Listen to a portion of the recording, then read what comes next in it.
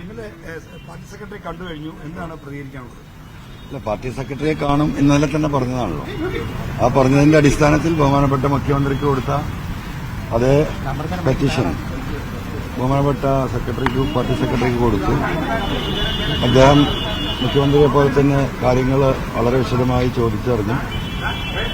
ചോദ്യങ്ങൾക്ക് എന്റെ എക്സ്പ്ലനേഷൻ കൊടുത്തിട്ടുണ്ട്. ഇനി ബാക്കി കാര്യങ്ങൾ ഗവൺമെന്റും പാർട്ടിയും തീരുമാനിക്കും. അപ്പൊ അങ്ങ് എലിയായി പോയി അങ്ങയുടെ പോരാട്ടം നിരക്കിയുള്ള തരത്തിൽ വാർത്തകളും വ്യാഖ്യാനങ്ങളും വരുന്നുണ്ട്. ഇതിനെയാണ് എന്താണ് പ്രതികരിക്കാറുള്ളത്? എലി അത്ര മോശപ്പെട്ട സാധനമൊന്നുമല്ലല്ലോ. ഒരു വീട്ടിലൊരു എലി ഉണ്ടെങ്കിൽ എത്രത്തോളം ബുദ്ധിമുട്ടുണ്ടാവും. അപ്പോ അങ്ങനെ എലിയെ അത്ര മോശമാണ് എന്നുള്ള അഭിപ്രായം ആ കാര്യത്തിൽ എനിക്കില്ല. എങ്ങനെ മാറ്റാനോ അല്ലെങ്കിൽ പൊളിറ്റിക്കൽ സെക്രട്ടറി മാറ്റാനോ തയ്യാറായിട്ടില്ല. പാർട്ടി തലത്തിലേക്ക് ഒരു പരാതി കൊടുക്കുമ്പോൾ അതുകൊണ്ട് ഗുണം ഉണ്ടാകുമെന്ന് അല്ല, എനിക്കതിൽ പറയാനുള്ളത് ഇപ്പൊ വലിയ വാർത്ത ഇപ്പൊ 2 ദിവസമായിട്ട് കീഴടങ്ങി പൊങ്ങി മുങ്ങി എന്നൊക്കെ ഉണ്ട്. അത് നടക്കട്ടെ. ഇപ്പൊ എലിയായി പോയി, അതിലൊന്നും എനിക്ക് കുഴപ്പമില്ല. അപ്പൊ എലിയായാലും പൂച്ചയായാലും ഞാൻ ഉയർത്തിയ എന്റെ വിഷയങ്ങളുമായിട്ട് ഈ പൊതുസമൂഹത്തിന് മുന്നിലുണ്ടാകും. അതിൽ ഒരു തർക്കവും നിങ്ങൾ കരുതണ്ട. പിന്നെ ഇപ്പൊ നിങ്ങളുടെ ചോദ്യം ഇന്നലെയും ചോദിച്ചു, ADGPയെ മാറ്റി നിർത്തണോ? ഞാൻ അപ്പോഴും പറഞ്ഞ ഉത്തരം എന്താ? അത് ഗവൺമെന്റും മുഖ്യമന്ത്രിയുമാണ് അത് തീരുമാനിക്കേണ്ടത്. ഇപ്പൊ പാർട്ടിക്കും ആ കാര്യങ്ങൾ കൊടുത്തിട്ടുണ്ട്. സ്വാഭാവികമായും ഈ പാർട്ടിയെക്കുറിച്ച് നിങ്ങൾ എന്താ മനസ്സിലാക്കിയത്? ഇതൊരു അന്തസ്സുള്ള പാർട്ടിയാണ്, അന്തസ്സുള്ള ഗവൺമെന്റാണ്, അന്തസ്സുള്ള മുഖ്യമന്ത്രിയാണ്. ആ അന്തസ്സുള്ള മുഖ്യമന്ത്രി, അന്തസ്സുള്ള ഗവൺമെന്റ്, അന്തസ്സുള്ള പാർട്ടി, അവരുടെ മുന്നിലാണ് എന്റെ പെറ്റീഷൻസ് ഞാൻ കൊടുത്തിട്ടുള്ളത്. ജനങ്ങളുടെ മുന്നിലാണ് ഈ കാര്യങ്ങൾ ഞാൻ തുറന്നു പറഞ്ഞിട്ടുള്ളത്. അങ്ങനെയുള്ളൊരു സാഹചര്യത്തിൽ ഒരു കാര്യം, ഒരു സൂചന പറയുകയാണെങ്കിൽ, ഹെഡ് മാസ്റ്ററെ കുറിച്ചൊരു പരാതി വന്നു. വളരെ സീരിയസ് ആയ പരാതി ഹെഡ് മാസ്റ്ററെ കുറിച്ച്. അതാരാ അന്വേഷിക്കുക? ആ സ്കൂളിലെ കൂടെ പ്രവർത്തിക്കുന്ന അധ്യാപകനും അവിടുത്തെ പ്യൂണും ബെല്ലടിക്കുന്നവനാണോ അന്വേഷിക്കുക? എന്നിട്ട് ആ അദ്ദേഹത്തിന് തന്നെയാണോ റിപ്പോർട്ട് കൊടുക്കുക? അല്ലല്ലോ. അങ്ങനെയുള്ള ഒരു നയം ഉണ്ടാവും തോന്നുന്നുണ്ടോ? അല്ല, ഞാൻ ചോദിക്കട്ടെ, അല്ല അങ്ങനെ ഒരു സംഭവം ഉണ്ടാവുമോ? അല്ല, അതിപ്പോ ഇന്ന് തന്നെ അത് നടക്കണം. ഇന്നലെയല്ലേ പെറ്റീഷൻ കൊടുത്തിട്ടുള്ളൂ. ഇത് പഠിക്കണ്ടേ? അതിന്റെ പ്രൊസീജിയർ ഇല്ലേ? അത് പഠിക്കേണ്ടവർ അങ്ങനെയാണ്. താങ്കൾ പറഞ്ഞ പോലെയാണ്, പിയൂണും ക്ലർക്കുമാരും ചേർന്നാണ് ഹെഡ് മാസ്റ്ററിനെതിരെ. അങ്ങനെയല്ലേ? നിങ്ങൾക്കില്ല തിരക്ക്, എനിക്ക് ആ കാര്യത്തിലില്ല. എനിക്ക് ഇതിന് പ്രൊസീജിയർ പാലിക്കേണ്ടതുണ്ട്. ആ പ്രൊസീജിയർ അനുസരിച്ച് കാര്യങ്ങൾ നീങ്ങും. അല്ലാതെ ഈ പറഞ്ഞതുപോലെ ആ ഹെഡ്മാസ്റ്റർ കസാലയിൽ ഇരുന്നിട്ട് പ്യൂണത് അന്വേഷിക്കും എന്ന അഭിപ്രായം എന്നുള്ള അതിന്റെ ഉത്തരവാദിത്വം ഈ ഗവൺമെന്റിന് ഈ പാർട്ടിക്കൊക്കെ ഉണ്ട്. MLA പറഞ്ഞ വാദങ്ങൾ ഞങ്ങൾ അംഗീകരിക്കുന്നു. പക്ഷേ MLA പറയുമ്പോൾ ഈ MLAയുടെ പരാതിയിൽ ഒരു അന്വേഷണ സംഘം സർക്കാർ രൂപീകരിച്ചു. അപ്പോഴും ക്രമസമാധാനം എന്ന നിർണായക തസ്തികയിൽ MR അജിത് കുമാർ ഇരിക്കുകയാണ്. അത് അപ്പോൾ നീതിപൂർവമായ ഒരു അന്വേഷണം എങ്ങനെ നടക്കും? ഈ G. സ്പർജൻ കുമാർ ആണെങ്കിലും തോംസൺ ജോസ് ആണെങ്കിലും അദ്ദേഹത്തിന്റെ റിപ്പോർട്ടിംഗ് ഓഫീസർമാരാണ്. അപ്പൊ എങ്ങനെ നിഷ്പക്ഷമായ അന്വേഷണം നടക്കും? അല്ല, അതിപ്പോ നിങ്ങളുടെ ചോദ്യം തന്നെയാണ് എനിക്ക് ചോദിക്കാനുള്ളത്. അവിടത്തേക്ക് എത്തുന്നല്ലേ ഉള്ളൂ. കാരണം വീണ്ടും ഈ പറയുന്ന ഇദ്ദേഹത്തിന്റെ അടുത്തേക്ക് തന്നെയാണ് ഇവർക്കൊക്കെ പോകേണ്ടത്. ആ ഹെഡ്മാസ്റ്റർ അടുത്തേക്ക് തന്നെയാണ് എന്തെങ്കിലും കാര്യമായി പോകേണ്ടത്. അപ്പൊ അങ്ങനെ ഒരു സംഗതി ഉണ്ടാവോ? അല്ല, അങ്ങേക്ക് പിന്നിൽ ദൈവമാണ് എന്ന് ഇന്നലെ പറഞ്ഞല്ലോ. അങ്ങനെയാണെങ്കിൽ ആ ദൈവം ഏതെങ്കിലും മനുഷ്യരുടെ രൂപത്തിൽ അവതരിച്ചിട്ടുണ്ടോ അങ്ങേക്ക് പിന്നിൽ? അല്ല, ദൈവമായിട്ട് നിൽക്കുള്ളൂ. ദൈവം മനുഷ്യന്റെ രൂപത്തിലൊന്നും അവതരിക്കില്ല എന്റെ വിശ്വാസപ്രകാരം. മനസ്സിലായോ? അപ്പൊ അതിന്റെ വഴിക്കോ? അദ്ദേഹം അങ്ങനെയാണ് ഈ റിപ്പോർട്ടിംഗ് ഓഫീസർമാരുടെ അടുത്തേക്ക് തന്നെയാണ് അവർക്ക് പോകേണ്ടത്. അപ്പൊ അങ്ങനെ ഒരു സാഹചര്യം നിൽക്കുമെന്നാണ് ഞങ്ങൾ ചോദിക്കുന്നത്. ഞാനും ചോദിക്കുന്നത് അതാണ്. അങ്ങനെ ഉണ്ടാവുമോ? പരിഹാരം വേണ്ടേ? അല്ല, അത് പരിഹരിക്കണല്ലോ. അതിന് പരിഹാരം ഉണ്ടാവണ്ടേ? അല്ല, അത് പഠിക്കട്ടെ എന്ന്. അങ്ങനെ ഉണ്ടാവോ? മുഖ്യമന്ത്രിയുടെ പൊളിറ്റിക്കൽ സെക്രട്ടറിയുമായി ബന്ധപ്പെട്ട് ചില ആക്ഷേപങ്ങൾ ഉയർത്തി. എങ്ങനെ? അങ്ങ് മുഖ്യമന്ത്രിയുടെ പൊളിറ്റിക്കൽ സെക്രട്ടറിയുമായി ബന്ധപ്പെട്ട് ചില വിമർശനങ്ങൾ പറഞ്ഞു. അതായത് ഈ അജിത് കുമാറിനെയും അല്ലെങ്കിൽ ശ്രീദാസിനെയും ഒക്കെ ഈ നിയന്ത്രിക്കുന്നതിലുള്ള പോരായ്മ. ഇത് പറയേണ്ട ഏറ്റവും അനുയോജ്യമായ സ്ഥലമാണ് ഇപ്പോൾ അങ്ങ് കണ്ടുവന്നിറങ്ങിയ സ്ഥലം. കാര്യം അതൊരു രാഷ്ട്രീയ നിയമനമാണ് പൊളിറ്റിക്കൽ സെക്രട്ടറി. അപ്പോൾ ഇവിടെ നിന്ന് എന്തെങ്കിലും ഉറപ്പ് ലഭിച്ചിട്ടുണ്ടോ? ഇല്ല, ഞാൻ കാര്യങ്ങൾ പറഞ്ഞിട്ട് എനിക്കൊരു ഉറപ്പ് എവിടെ നിന്നും ലഭിച്ചിട്ടില്ല. നീതിപൂർവമായ ഒരു അന്വേഷണം ഈ വിഷയത്തിൽ നടക്കുമെന്നും കുറ്റവാളികള് ശിക്ഷിക്കപ്പെടുമെന്നും ആ കുറ്റം ചെയ്തവർ അതിന് അനുസൃതമായ ശിക്ഷയ്ക്ക് വിധേയമാകുമെന്ന് തന്നെയാണ് ഞാൻ ഇപ്പോഴും വിശ്വസിക്കുന്നത്. അല്ല, അത് പാർട്ടി സെക്രട്ടറിയോട് പറഞ്ഞ കാര്യങ്ങൾ ഇപ്പൊ ഇവിടെ പറയണ്ടല്ലോ. ഇന്നലെ അതേ പരാതിയാണ് ഇന്നലെ മുഖ്യമന്ത്രിക്ക് MLA ഒരു വിസിൽ ബ്ലോവർ ആയിട്ട് ധാരാളം പാർട്ടി പ്രവർത്തകർ നേതാക്കന്മാർ ഉന്നയിക്കാൻ ആഗ്രഹിച്ച പല വിഷയങ്ങളും ഇപ്പോൾ തുറന്നു പറഞ്ഞിട്ടുണ്ട്. അപ്പോൾ ആ തുറന്നു പറഞ്ഞത് ഒരു ഫലം കാണും എന്ന പ്രതീക്ഷയാണോ? കാരണം അങ്ങ് പാർട്ടി സംവിധാനത്തിൽ പുറത്ത് വണ്ടി പോട്ടെ.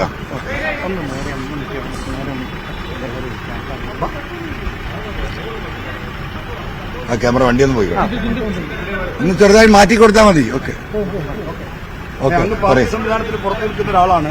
അങ്ങ് ധൈര്യപൂർവ്വം ഇത്തരം കാര്യങ്ങൾ ആയിരക്കണക്കിന് ആളുകൾ പറയാൻ ആഗ്രഹിക്കുന്ന കാര്യങ്ങൾ തുറന്നു പറഞ്ഞു. ആയിരക്കണക്കിനല്ല, ലക്ഷക്കണക്കിന് ആളുകൾ, ലക്ഷക്കണക്കിന് സഖാക്കൾ പറയാൻ ആഗ്രഹിക്കുന്ന കാര്യം ഞാൻ പറഞ്ഞു. ലക്ഷക്കണക്കിന് ഈ ഗവൺമെന്റ് നിലനിൽക്കണമെന്ന് ആഗ്രഹിക്കുന്ന ലക്ഷോപലക്ഷം വരുന്ന കേരളത്തിലെ പാവപ്പെട്ട ജനങ്ങളുണ്ട്. ഈ ഗവൺമെന്റ് ഇവിടെ നിലനിൽക്കണമെന്ന് ആഗ്രഹിക്കുന്ന ഗവൺമെന്റ്, ഈ ഗവൺമെന്റിനെ തിരിച്ച് അധികാരത്തിലെത്തിച്ച ജനങ്ങൾ, ആ ജനങ്ങളുടെ വികാരമാണ് ഞാൻ പറഞ്ഞത്. ആ പാർട്ടി പ്രവർത്തകരുടെ വികാരമാണ് ഞാൻ പറഞ്ഞത്. അതിനെ തള്ളിക്കളയാൻ കഴിയുമെന്ന് ഞാൻ വിശ്വസിക്കുന്നില്ല. അല്ല, മുഖ്യമന്ത്രിക്ക് വീഴ്ച സംഭവിച്ചിട്ടുണ്ടോ ഇവരെ നിയന്ത്രിക്കുന്നതിൽ? ഒരിക്കലും വീഴ്ച സംഭവിച്ചിട്ടില്ല. അദ്ദേഹത്തിന് വിശ്വസിച്ചേൽപ്പിച്ചവർ ആ വിശ്വാസ്യത നിറവേറ്റില്ല. വിശ്വസിച്ചേൽപ്പിച്ചവനെ എപ്പോഴും ചതിക്കാം. അതിന് ആ വിശ്വസിച്ചേൽപ്പിച്ചവനല്ല അതിന് ഉത്തരവാദി. ആ വിശ്വസിച്ചേൽപ്പിക്കപ്പെട്ട വ്യക്തിയാണ് ചതിച്ചിട്ടുണ്ടെങ്കിൽ അവർക്കാണ് അതിന്റെ ഉത്തരവാദിത്വം എന്നാണ് ഞാൻ വിശ്വസിക്കുന്നത്. മുഖ്യമന്ത്രിക്ക് ബോധ്യമുണ്ടോ അദ്ദേഹം ചതിക്കപ്പെട്ടത്? എനിക്കറിയില്ല. I don't know that. മുഖ്യമന്ത്രിയെ വിശ്വസിച്ചേൽപ്പിച്ചവർ ചതിക്കുന്ന കാര്യം ചൂണ്ടിക്കാണിക്കാൻ PV അൻവർ വേണ്ടി വന്നു. കാരണം പാർട്ടി സംവിധാനത്തിൽ അങ്ങേക്കാൾ ഉയർന്ന റാങ്കിലും മറ്റും ഇരിക്കുന്നവർ ഇതൊന്നും ചൂണ്ടിക്കാണിക്കുന്നില്ല. കുറ്റകരമായ ഒരു മൗനമല്ലേ അപ്പോൾ അവർ? അല്ല, അവർക്ക് ഇതിനെപ്പറ്റി അത്ര ഡീറ്റെയിൽഡ് അറിയുന്നുണ്ടാവില്ല. അവരിതിനെക്കുറിച്ച് അത്ര ഡീറ്റെയിൽഡ് ആയിട്ട് അന്വേഷിച്ചിട്ടുണ്ടാവില്ല. ഞാൻ അത്രയും ഡീറ്റെയിൽഡായി അന്വേഷിച്ച് ജനങ്ങളുടെ വികാരം, എന്റെ പാർട്ടി പ്രവർത്തകരുടെ വികാരം എല്ലാം കണ്ടുകൊണ്ട് നിൽക്കുകയാണ്. എന്തുകൊണ്ട് ഈ പോലീസ് ഇങ്ങനെ, എന്തുകൊണ്ട് ഈ പോലീസ് ജനങ്ങളെങ്ങനെ നിരന്തരമായി ഉറപ്പിക്കുന്നു? എന്താണ് ഇതിന് കാരണം? എന്തുകൊണ്ട് തൃശൂർ പൂരം കലക്കുന്നു? എന്തിന് ബഹുമാനപ്പെട്ട മുഖ്യമന്ത്രി പങ്കെടുത്ത ചടങ്ങിൽ അലങ്കോലപ്പെടുത്തിയവർ അങ്ങനെ അലങ്കോലപ്പെടുത്തിയിട്ടുള്ള ഒരു അക്രമികളാണെന്ന് ബഹുമാനപ്പെട്ട മുഖ്യമന്ത്രി പറയുമ്പോൾ, അത് മുഖ്യമന്ത്രി പറഞ്ഞു കഴിഞ്ഞ ഒരു മണിക്കൂർ കഴിയുമ്പോൾ സഖാക്കൾക്കെതിരെ കേസെടുക്കുന്നു. ഇങ്ങനെ ഒരു വൃത്തികെട്ട പോലീസ് അങ്ങനെ അങ്ങുണ്ടാകുമോ കേരളത്തിൽ? ആ അന്വേഷണമാണ് ഇന്നിവിടെ എത്തിച്ചിട്ടുള്ളത്. അതുമായി ഞാൻ മുന്നോട്ട് പോകും. അതിൽ യാതൊരു തർക്കവുമില്ല. അല്ല, അത് നിങ്ങൾ പറഞ്ഞോ. PV അൻവർ ഈ ദൈവത്തിനെ കീഴടങ്ങുള്ളൂ, പിന്നെ ഈ പാർട്ടിക്ക് കീഴടങ്ങുള്ളൂ. നിങ്ങൾ ആര് വിചാരിച്ചിട്ടും ഈ ലോകത്തെ ജനം മുഴുവൻ ഒത്തൊരുമിച്ച് നിന്നിട്ടും എന്നെ കീഴടക്കാൻ കഴിയുമെന്ന് നിങ്ങൾ വിചാരിക്കണ്ട. അത് നടക്കണ കാര്യമല്ല. അല്ല, നിങ്ങളത് വിചാരിക്കണ്ട, നടക്കൂല. പൊതുവെ ആളുകൾക്ക് അഭിനന്ദിക്കാവുന്ന തരത്തിലാണ്. കാരണം പാർട്ടി പ്രവർത്തകർക്ക് അങ്ങ് പറഞ്ഞ ലക്ഷക്കണക്കിന് പ്രവർത്തകരുടെ വികാരമാണ് പറഞ്ഞത്. അപ്പോൾ ഇതിന്റെ ഫലം കൂടി ഉണ്ടാകട്ടെ. ഈ പോരാട്ടം വിജയിക്കും. തുടങ്ങിയിട്ടല്ലേ ഉള്ളൂ. തുടങ്ങുമെന്ന് വിപ്ലവം ഉണ്ടാവരെങ്ങനെയാ? നിങ്ങളൊക്കെ ചരിത്രം പഠിച്ചവരാണല്ലോ. വിപ്ലവം എങ്ങനെയാ ഉണ്ടാവുന്നത്? അത് എഴുതി വെച്ചൊരു സംഘടന ഉണ്ടാക്കി, സംവിധാനം ഉണ്ടാക്കിയിട്ടല്ല ഉണ്ടാവാറ്. അത് വിപ്ലവം ഒരു ജനകീയ മുന്നേറ്റമാണ് ഉണ്ടാകുന്നത്. അതൊരു വിപ്ലവമായി മാറി മറ്റൊരു രൂപത്തിലേക്ക് രൂപാന്തരപ്പെടുക ചെയ്യുക. ഇത് ഈ അഴിമതിക്കെതിരെ, ഈ അക്രമത്തിനെതിരെ, ഇവിടെ ജനങ്ങൾ ആഗ്രഹിക്കുന്ന ഈ ഗവൺമെന്റിനെ തകർക്കാൻ ശ്രമിക്കുന്ന ഒരു ലോബിക്കെതിരെയുള്ള ഒരു വിപ്ലവമായി മാറും. അതിന് യാതൊരു തർക്കവുമില്ല. ഒരു കൊട്ടാര വിപ്ലവമാണ്. അല്ല, അത് കൊട്ടാരത്തിലാണോ കുടിലാണോ നമുക്ക് നോക്കാം. അല്ല, ഒരു കാര്യം, ഈ ഓയൂരിൽ ഒരു കുട്ടിയെ തട്ടിക്കൊണ്ടുപോയ സംഭവം, അതിലേക്കൊന്നും ഞാനില്ല. അതൊക്കെ നിങ്ങൾ അന്വേഷിക്കുക, അതിന്റെ വഴിക്ക് പോകുന്നുണ്ട്. ഞാൻ ഫോക്കസ് ചെയ്ത കുറച്ച് കാര്യങ്ങളുണ്ട്. ആ ഫോക്കസിൽ നിന്ന് ഞാൻ ഇപ്പൊ തൽക്കാലം മാറാൻ തയ്യാറല്ല.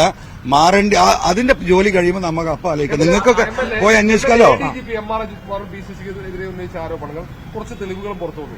ഏതാണ്ട് വളരെ കുറച്ച് പറഞ്ഞു. ഇനിയും ഒട്ടേറെ തെളിവുകൾ MLA പക്കലുണ്ട്. അത് പുറത്തുവിടേണ്ട സാഹചര്യമായോ? കാരണം ഇവരെ നിലനിർത്തിക്കൊണ്ടാണ്. അല്ല, ഇപ്പൊ ഇന്നലെയൊക്കെ നിങ്ങളുടെ ചർച്ചയും ചില ആളുകൾ പറയുന്നതൊക്കെ കേട്ടാല് MLA അന്വേഷിക്കണം, MLA സാക്ഷികളെ കൊണ്ടുവരണം, MLA തെളിവുകൾ കൊണ്ടുവരണം, MLA വരെ അറസ്റ്റ് ചെയ്യണം, MLA വരെ ജയിലിലാക്കിയിട്ടില്ല, MLA മുങ്ങി.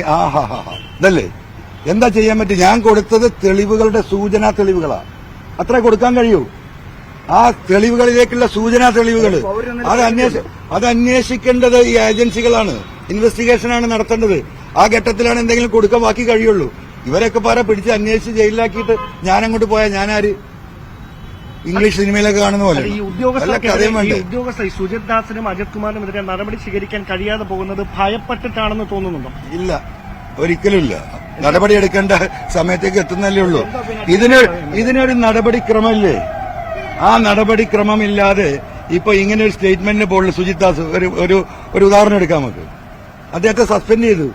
അദ്ദേഹം പോയി ഹൈക്കോടതി പോയി സ്റ്റേ വാങ്ങിയാൽ, അല്ല ഞാൻ ചോദിക്കട്ടെ, സസ്പെൻഡ് ചെയ്ത അദ്ദേഹം ഒരു സ്റ്റേ വാങ്ങിച്ചാൽ അങ്ങനത്തെ എത്രയോ സംഭവങ്ങൾ കേരളത്തിൽ ഉണ്ടായിട്ടില്ലേ? അദ്ദേഹത്തെ സസ്പെൻഡ് ചെയ്യണമെങ്കിൽ ഒരു നടപടിക്രമം പാലിക്കണം. പക്ഷേ ചുമതലയിൽ നിന്ന് MRS കുമാറിനെ ക്രമസമാധാന ചുമതലയിൽ മാറ്റുന്നതിന് ഈ നടപടി ഒരു എക്സിക്യൂട്ടീവ് ഓർഡർ കൊണ്ട് മാത്രം സാധിക്കുമല്ലോ. സാധിക്കുമായിരിക്കാം. എനിക്കതിനെക്കുറിച്ച് അത്ര പ്രൊഫഷണലായിട്ട് ലീഗലായിട്ട് അതിനെക്കുറിച്ച് എനിക്കറിയില്ല. അപ്പോ ഞാനതാ പറഞ്ഞത്, ഒരു ഹെഡ് മാസ്റ്ററെ കുറിച്ചുള്ള പരാതി അവിടെ സൂചിപ്പിച്ചല്ലോ. അങ്ങനെ ഉണ്ടാവുമോ? ഈ പറയുന്ന ഇത്രയും മനുഷ്യരോട് കമ്മിറ്റഡ് ആയിട്ടുള്ള സാമൂഹ്യ പ്രതിബദ്ധതയുള്ള ഒരു പാർട്ടിക്ക്, ഒരു ഗവൺമെന്റിന് അങ്ങനെ ഒരു തീരുമാനം എടുക്കാൻ കഴിയുമോ? അതിനൊരു സമയം എടുക്കുമായിരിക്കും. Wait and see. അല്ല, അങ്ങയുടെ കമ്മിറ്റ്മെന്റ് മുഖ്യമന്ത്രിയോടാണോ പാർട്ടിയോടാണോ? എന്റെ കമ്മിറ്റ്മെന്റ് എന്റെ കമ്മിറ്റ്മെന്റ് മുഖ്യമന്ത്രി എങ്ങനെയാ മുഖ്യമന്ത്രി ആയത്? അദ്ദേഹം വീട്ടിൽ നിന്ന് വന്നായതല്ലോ, ഈ പാർട്ടിയല്ലേ ആക്കിയത്. അപ്പൊ ആരോടാ കമ്മിറ്റ്മെന്റ് ഉണ്ടാവുക? എനിക്ക് മുഖ്യമന്ത്രിയോടും കമ്മിറ്റ്മെന്റ് ഉണ്ട്, പാർട്ടിയോടും കമ്മിറ്റ്മെന്റ് ഉണ്ട്. അദ്ദേഹം ഈ പാർട്ടിയുടെ പ്രതിനിധിയായിട്ട് വന്നതല്ലേ. അപ്പൊ പിന്നെ എന്താ അങ്ങനെ ഒരു ചോദ്യം? ജൂനിയർ ഓഫീസർമാർ നടത്തുന്ന ഈ അന്വേഷണത്തിൽ എന്ത് വിശ്വാസ്യതയുണ്ട്? അല്ല, അന്വേഷണം തുടങ്ങുന്നല്ലേ ഉള്ളൂ. അതൊക്കെ നമുക്ക് നോക്കാം. ഏത് ജൂനിയർ ഓഫീസർ ഇപ്പൊ ഈ പറയുന്ന കൃത്യമായ സത്യസന്ധമായ എന്താ പറയാ അവരുടെ ലൈഫ് ഹിസ്റ്ററിയില്ല നല്ല ഉദ്യോഗസ്ഥർ കേരളത്തിലെ പോലീസിലുണ്ട്. കേരള പോലീസ് ഇന്ത്യയിലെ നമ്പർ 1 ആണ്, ലോകത്തിലെ പല പോലീസിനോടും കിടപിടിക്കുന്നതാണ്. അത്തരത്തിലുള്ള ഉദ്യോഗസ്ഥന്മാരായിരിക്കണം ഈ കേസ് അന്വേഷിക്കേണ്ടത്. അല്ലെങ്കിൽ ഞാൻ കള്ളനായി പോകും. മനസ്സിലായില്ലേ?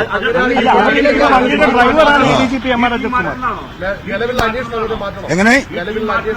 അല്ല, അങ്ങനെയൊന്നും ഞാൻ ഇപ്പൊ പറയില്ല. ഒക്കെ പറയേണ്ട സമയത്ത് നമുക്ക് നോക്കാം. അന്വേഷണം അങ്ങനെ പോകുന്നത് നോക്കാം നമുക്ക്. ഈ ആരോപണങ്ങൾ ഉന്നയിച്ചത് പാർട്ടിക്കകത്തെ അല്ലെങ്കിൽ ഏതെങ്കിലും കുറച്ച് ആളുകളുടെ പ്രേരണ കൊണ്ടാണ് എന്ന തരത്തിലുള്ള വ്യാഖ്യാനങ്ങളും വരുന്നുണ്ട്. അല്ല, നിങ്ങൾ എന്താ അറിയോ, നിങ്ങൾ ഈ കളവ് പറയുന്നവരെ മാത്രം അല്ല ഞാൻ പറയട്ടെ, കണ്ട് ശീലിച്ചവരാണ്. അപ്പൊ ഞാൻ ഇപ്പോഴും സത്യസന്ധമായി പറയുന്നു, ഞാൻ ഈ വിഷയത്തിലേക്ക് ഇറങ്ങി പബ്ലിക് സ്റ്റേറ്റ്മെന്റ് തുടങ്ങിയതിനു ശേഷം എസ്പിയുമായിട്ടുള്ള ഡയറക്റ്റ് ആയിട്ടുള്ള ഇഷ്യൂസ് തുടങ്ങിയ ശേഷം നിരവധി തവണ പാർട്ടി ഓഫീസിൽ നിന്നും സിഎമ്മിന്റെ ഓഫീസിൽ നിന്നും എന്നെ ബന്ധപ്പെടാൻ ശ്രമിച്ചിട്ടുണ്ട്. ഞാൻ ഫോൺ അറ്റൻഡ് ചെയ്തിട്ടില്ല. ഞാൻ പലതവണ ഫോൺ ഓഫാക്കിയിട്ടുണ്ട്. നിങ്ങൾക്കറിയാം, നിങ്ങൾ തന്നെ പലരും എന്നെ വിളിച്ച് കിട്ടുന്നില്ല. എന്റെ ഡ്രൈവറെ ഫോൺ ഓഫാക്കാൻ ഞാൻ പറഞ്ഞിട്ടുണ്ട്, എന്റെ സ്റ്റാഫിന്റെ ഫോൺ ഓഫാക്കാൻ പറഞ്ഞിട്ടുണ്ട്, എന്റെ കൂടെയുള്ള എന്റെ ഗൺമാന്മാരുടെ ഫോൺ ഞാൻ ഓഫാക്കിച്ചിട്ടുണ്ട്. എന്തുകൊണ്ടാ? ഈ വിഷയം ഒന്ന് പുറത്തു വരട്ടെ. അതാ ഞാൻ പറഞ്ഞത്. ഇതിന്റെ പിന്നെ ആ ധർമ്മം എന്റെ കൂടെ ദൈവമേ ഈ വിഷയത്തിന് ഉള്ളൂ എന്ന് ഞാൻ പറയുന്നതാണ്. ബാക്കി ഇപ്പൊ ഞാനിത് ഗവൺമെന്റിനെ ഏൽപ്പിച്ചു, മുഖ്യമന്ത്രിയെ ഏൽപ്പിച്ചു, ഇപ്പൊ ഇതാ പാർട്ടി സെക്രട്ടറിയെ ഏൽപ്പിച്ചു. ഇനി എന്ത് നടക്കും നമുക്ക് നോക്കാന്ന്. അങ്ങേക്ക് ഈ സംവിധാനങ്ങളിൽ വിശ്വാസമില്ലാത്തതുകൊണ്ടാണോ ഫോൺ ഓഫാക്കി വെച്ചിട്ട് പൊതുസമൂഹത്തോട് പറഞ്ഞതിന് ശേഷം പിന്നീട് സർക്കാരിനെ ഇത് അറിയിച്ചാൽ മതി? അല്ലല്ല, എനിക്ക് പറയാനുള്ള കാര്യങ്ങൾ മുഴുവൻ പറഞ്ഞു കഴിഞ്ഞതിന് ശേഷം ഈ ഉത്തരവാദിത്തപ്പെട്ടവരെ കണ്ടാൽ മതി എന്ന എന്റെ തീരുമാനമാണ്.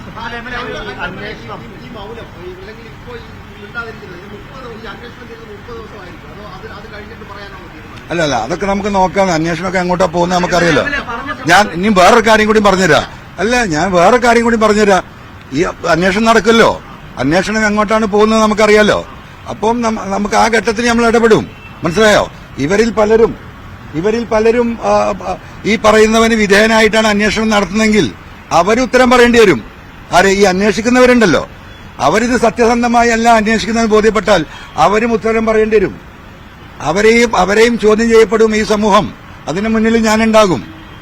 അങ്ങനെയാണ് കള്ളത്തരത്തിൽ ഒരുത്തരെ കള്ള അന്വേഷണം നടത്തി രക്ഷപ്പെടുത്തി കളയുന്ന ആരെങ്കിലും ഈ ഇൻവെസ്റ്റിഗേഷൻ ഗ്രൂപ്പിലെ കൂട്ടത്തിൽ തീരുമാനിക്കുന്നുണ്ടെങ്കിൽ അതും പുറത്തു വരും. പബ്ലിക്കായിട്ട് പോയി ചോദിക്കും ഞാൻ.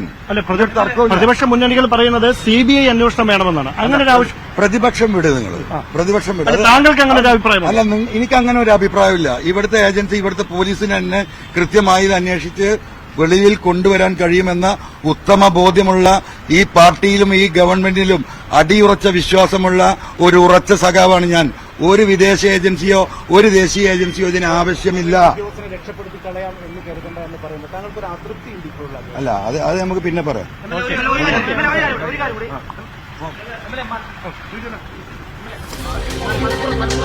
എം വി ഗോവിന്ദനുമായുള്ള നിർണായകമായ കൂടിക്കാഴ്ചയ്ക്ക് ശേഷം മാധ്യമങ്ങളെ കാണുകയായിരുന്നു PV അൻവർ MLA. മുഖ്യമന്ത്രിക്ക് നൽകിയ പോലീസ് ഒന്ന് അട്ടിമറിക്കട്ടെ, മരം മുറിച്ചത് മലപ്പുറത്ത് ഒന്ന് അട്ടിമറിക്കട്ടെ, നമുക്ക് കാണാം. അത് ഇങ്ങോട്ട് തന്നെ മറിയുന്നു.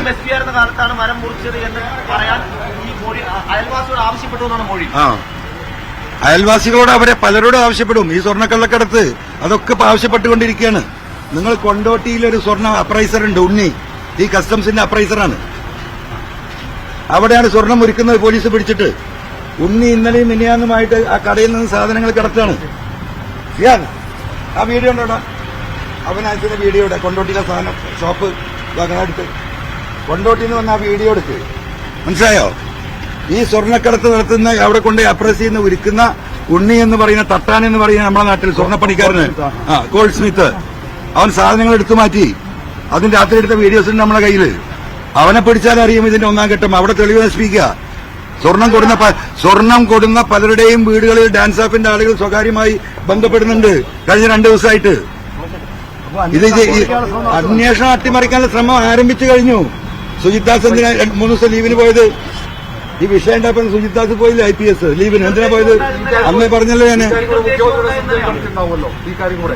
അല്ല, ഇത് ഇന്നലെ കിട്ടിയ വിവരമാണ്. മുഖ്യമന്ത്രി കഴിഞ്ഞതിന് ശേഷം കിട്ടിയ വിവരങ്ങളാണ്. ഈ അജിത് കുമാറിന്റെ ഭാര്യ സഹോദരന്മാർക്ക് സ്വർണ്ണ ബിസിനസ് ആണല്ലോ, ആ മേഖലയോട് ബന്ധപ്പെട്ടാണ് പ്രവർത്തിക്കുന്നത്. എന്താ നിങ്ങൾക്കൊക്കെ എന്താ പണി? ഒന്ന് പോയി അന്വേഷിക്കുന്നത്, തൃശ്ശൂർ പോയി അന്വേഷിക്കുന്നത്. അല്ല, അതുകൊണ്ടാണ് ഈ കണക്ഷൻ വരുന്നത്.